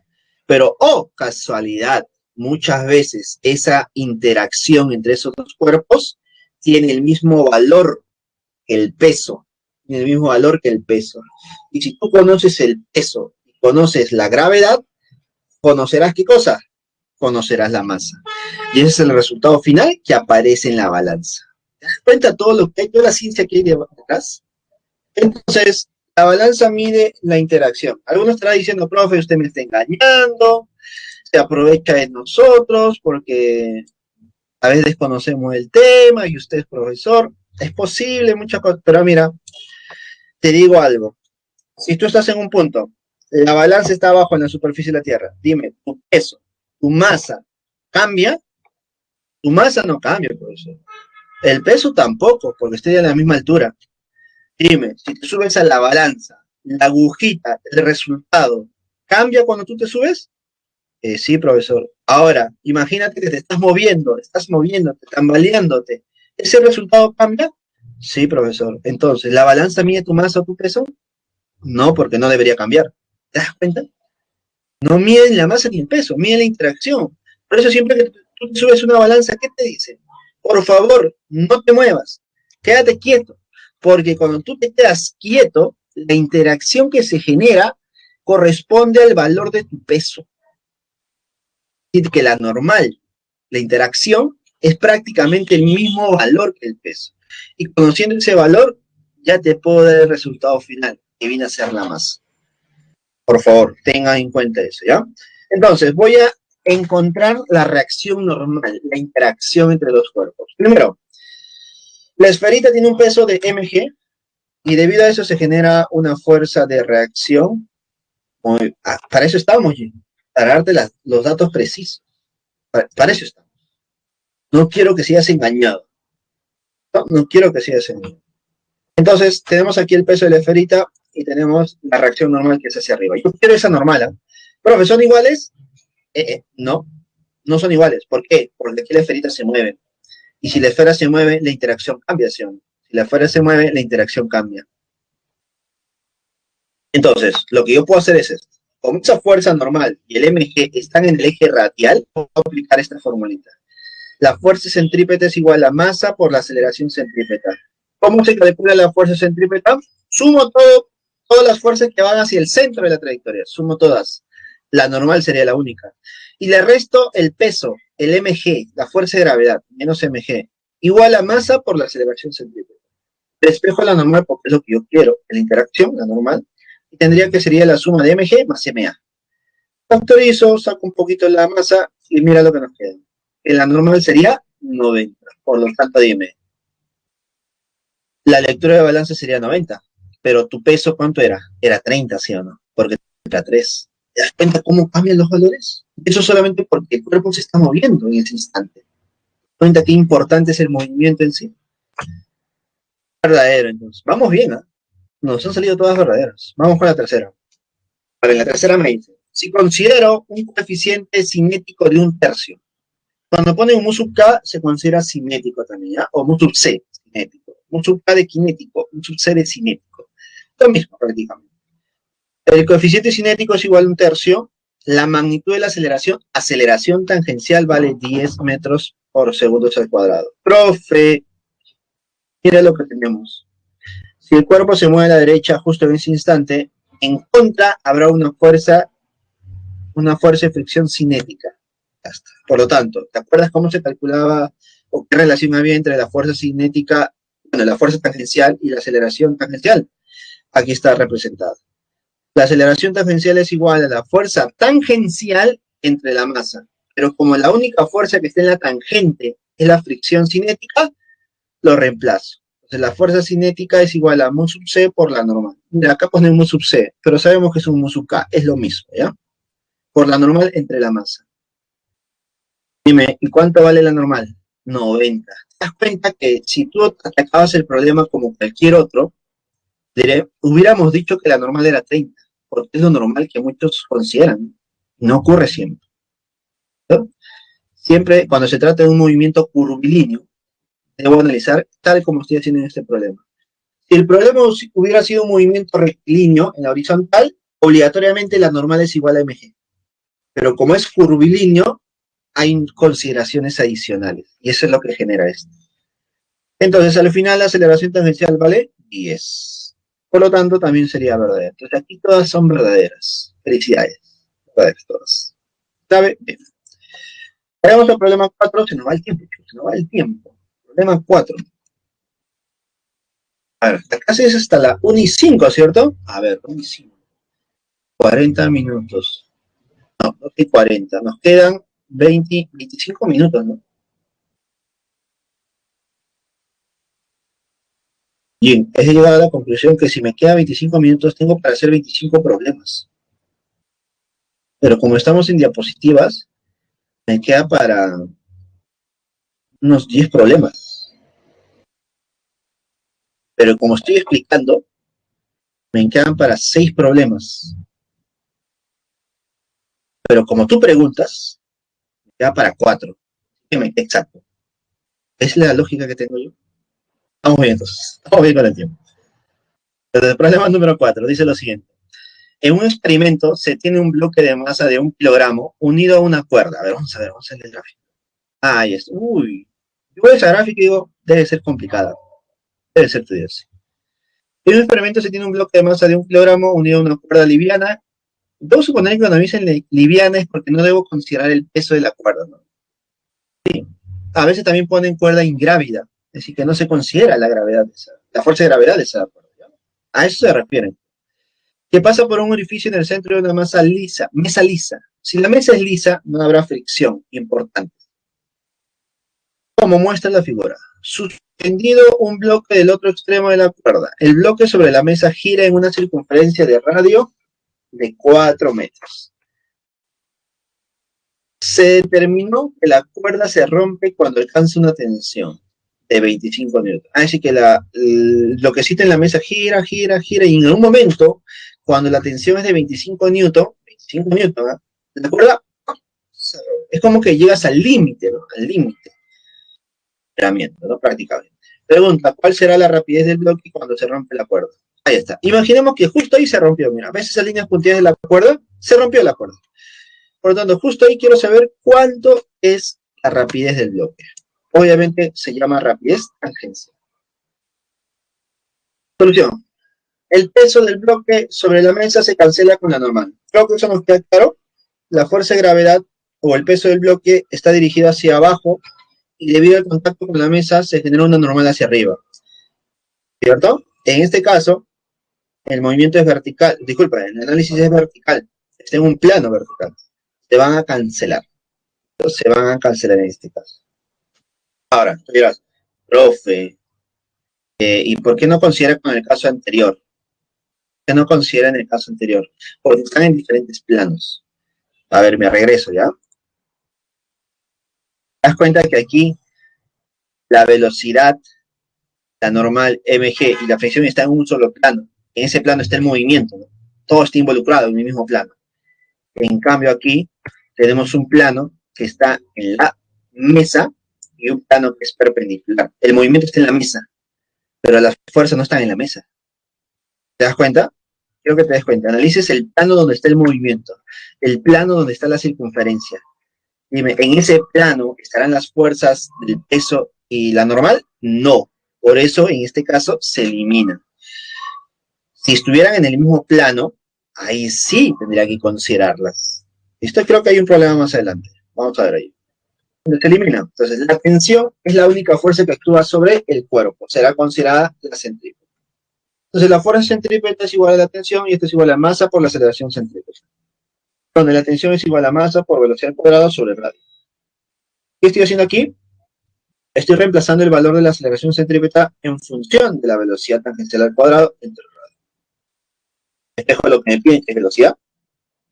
Velocidad al cuadrado es igual a T por R, tensión por radio entre la masa.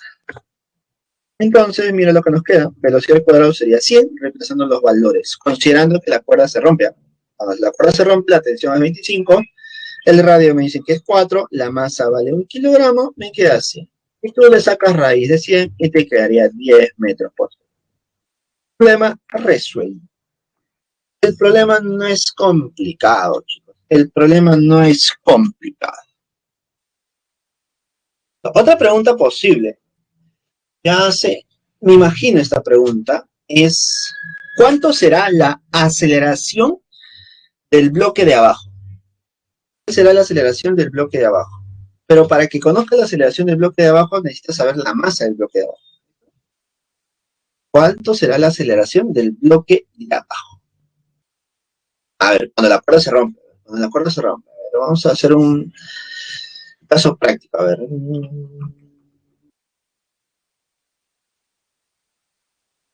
Ya, considera que el bloque de abajo es 2 kilogramos. Considera que el bloque de abajo sea 2 kilogramos. Problema para ti, ¿ya? Considerando que el bloque de abajo es de 2 kilogramos y la cuerda se rompe, ¿cuánto sería la aceleración cuando la cuerda se rompe? Problema para ti y para casa. ¿No? Problema 5. Uy, este problema es interesante, pues. Dice lo siguiente. Un ladrillo de masa M es impulsado. Ten cuidado, lee bien.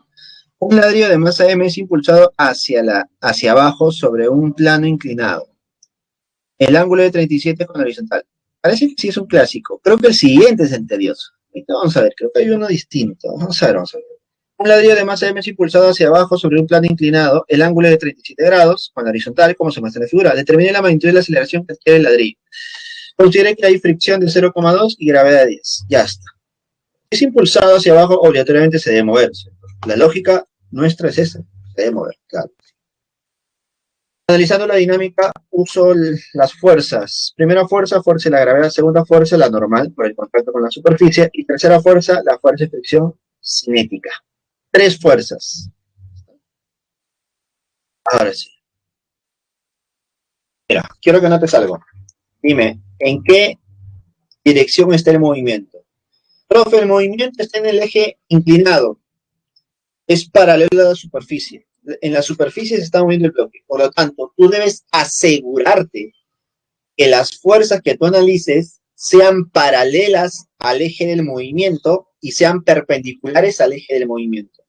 Profe, ¿cuáles serían fuerzas paralelas al eje del movimiento? La fuerza de fricción cinética. Paralela, lo dejo.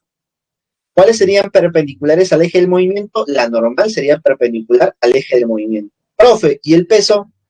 ¿Te das cuenta que el peso ni es paralela ni es perpendicular? Así que, ¿qué debo hacer?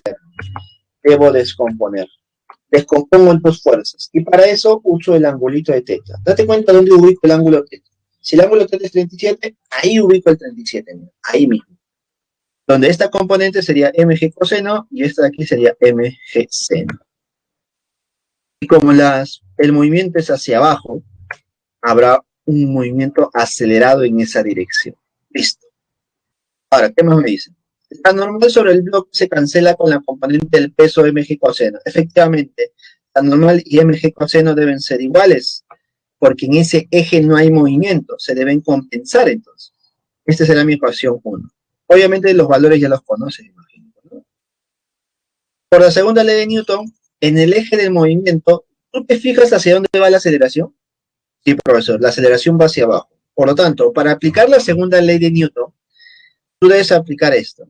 Tú sumas todas las fuerzas que van en la dirección de la aceleración. Profe, ¿quién va en la dirección de la aceleración? mg seno de teta. Y le restas todos los que van en contra. ¿Quién va en contra? La fuerza de fricción cinética. Eso debe ser igual a la masa por la aceleración. Reemplazando el valor de la fuerza de fricción cinética, nos quedaría una segunda ecuación. Ahí está.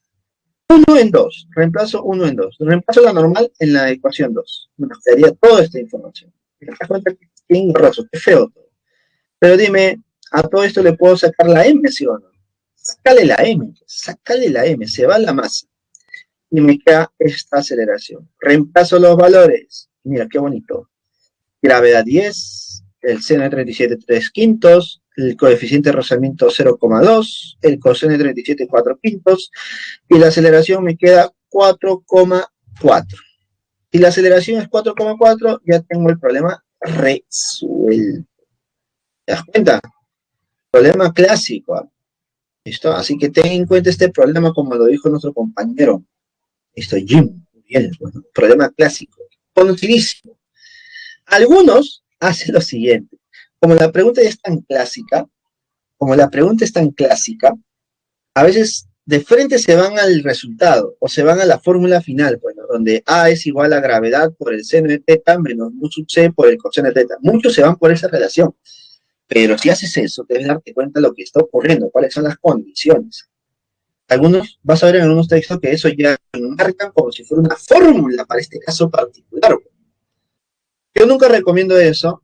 Yo recomiendo que hagas un análisis porque de esa manera te das cuenta de lo que estás haciendo y te podrías notar algún error que pueda haber en base a una consideración. Pero si tienes claro lo que estás considerando, claro lo que estás viendo, tal vez puedas usar esa consideración final o esa fórmula particular. Ya depende de cada uno de ustedes. Pues, problema número 6. ¿Alguno dirá, profe, parecido? No. Parecido, no. A ver, dice así. La figura muestra una cuña de masa de 8 kilogramos. La cuña, es decir, ese triángulo grande de 8 kilogramos, y un bloque de 2 kilogramos.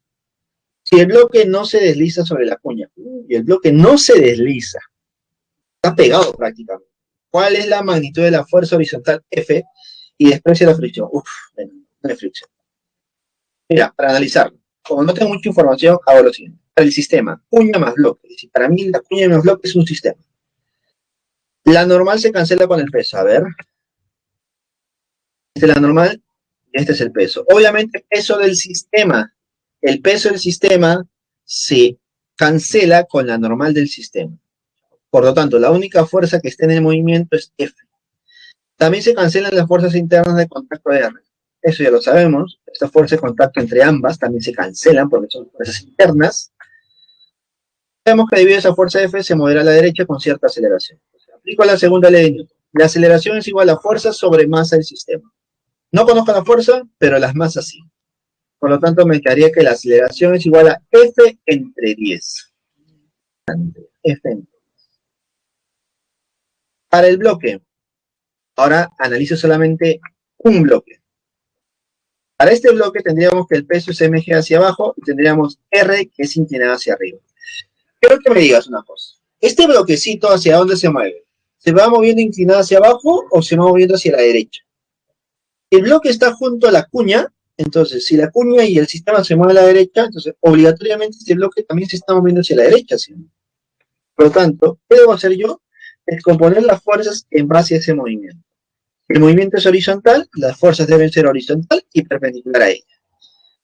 Usando un triángulo rectángulo, uso el dato de los ángulos. Si la cuña es 37, ubica bien el 37 y por ende el otro lado sería 53. Tendríamos el movimiento a la derecha y tendríamos todos los valores. Listo. Habría una componente R coseno de 53 a la derecha, una componente R seno de 53 hacia arriba, que sería la que se cancela con el mg, y mira lo que tenemos. Para el bloque, R seno de 53 es igual a mg, donde R es igual a mg entre seno de 53. Esta es nuestra ecuación 2.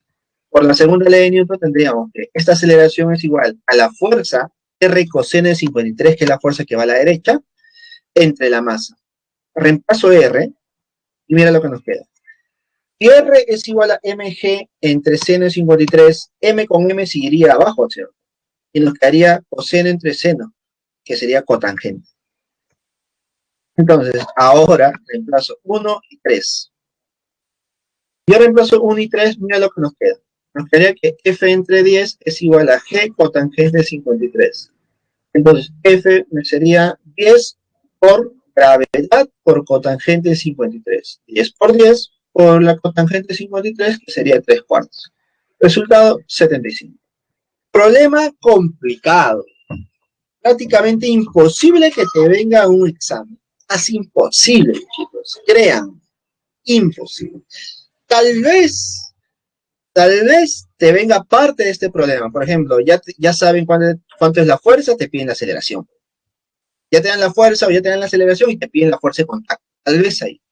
Mira, se vuelve engorroso cuando yo trabajo con muchas variables. Se vuelve engorroso.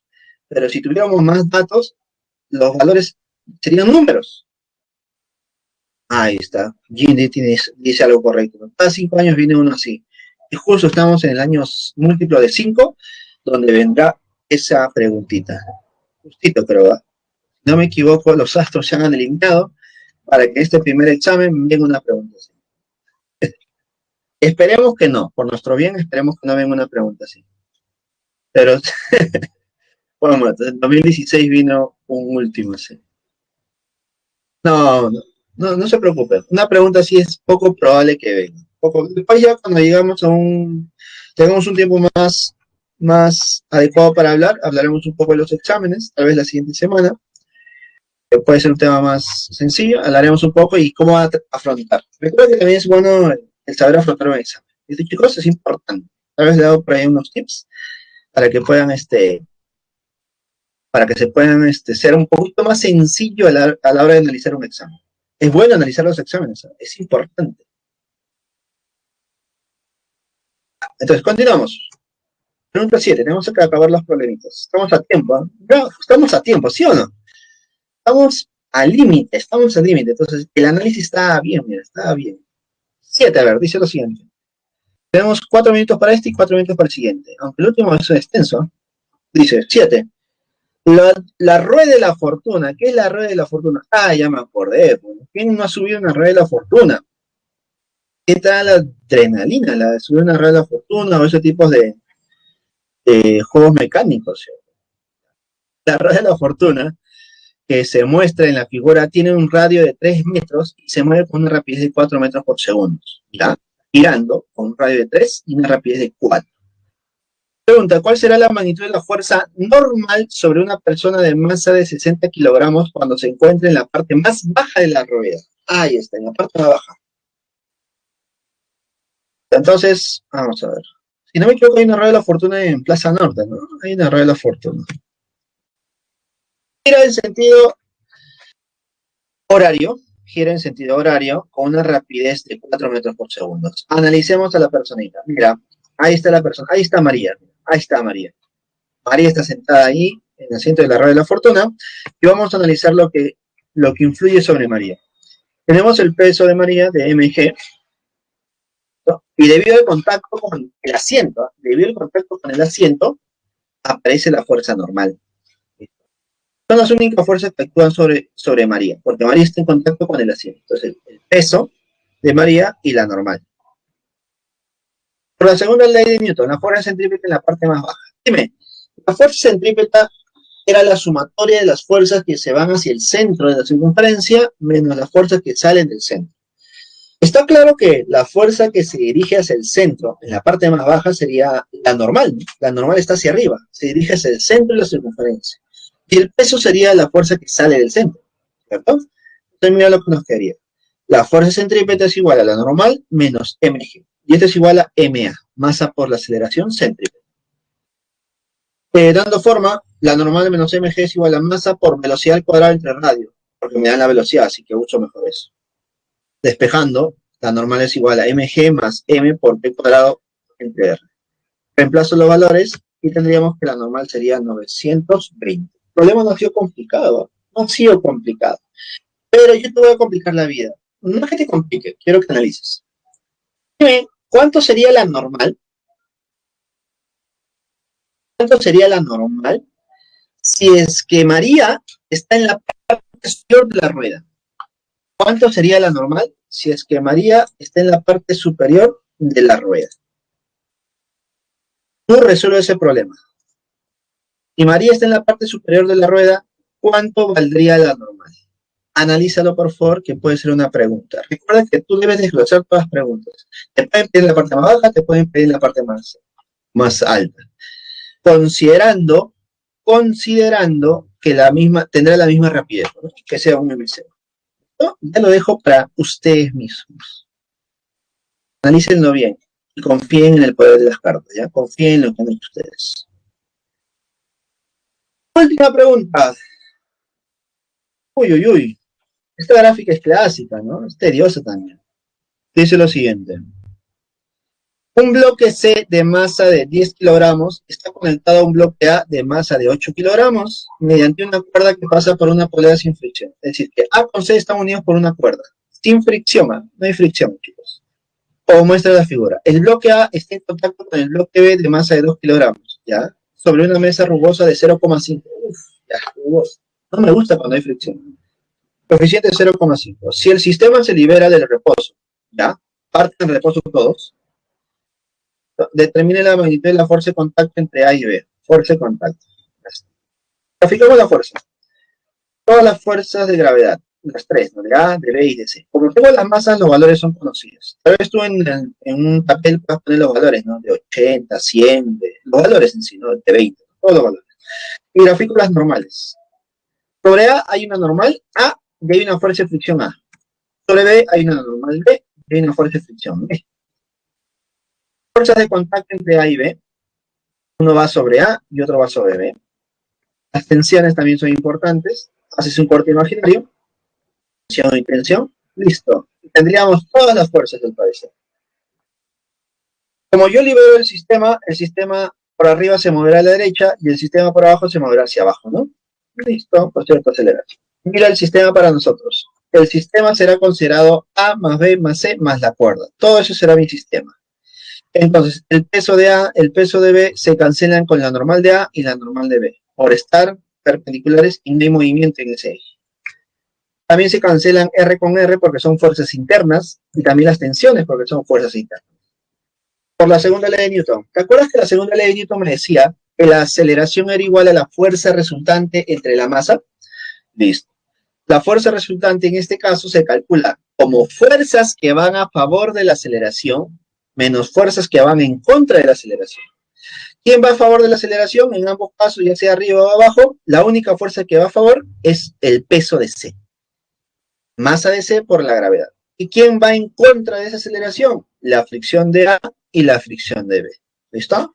Entre la suma de todas las masas del sistema, masa de A más masa de B más masa de C.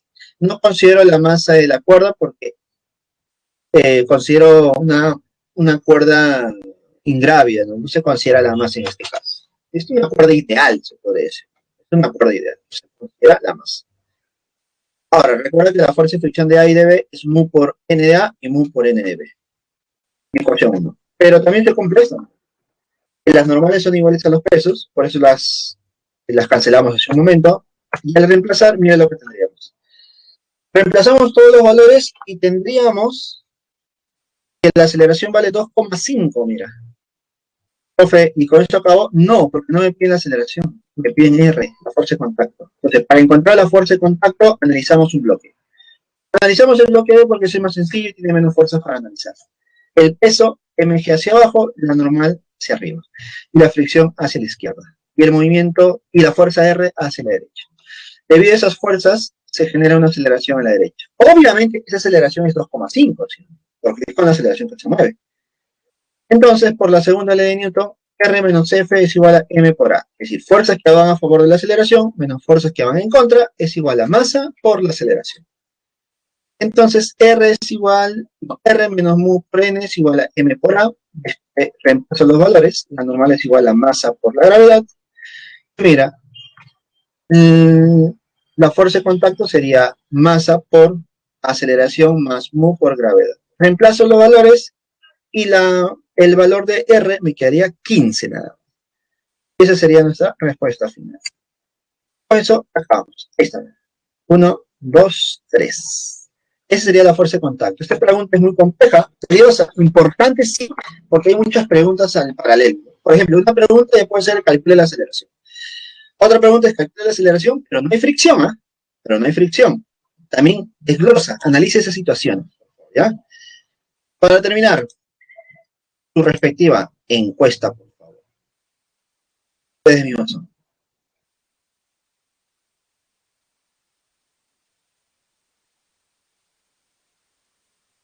Vamos a ver.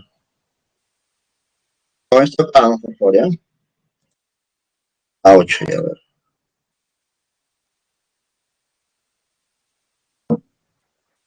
¿Ven? Ya. ¿Tienen copia de esto? Ahora vamos a la anterior. Límite del tiempo. Ya está. Por respectiva fotito, su selfie, por favor, para que lo publiquen. Listo. Entonces, ya está. Nos queda claro. Listo, chicos. Acá están las claves de casa también. Pónganle fotito.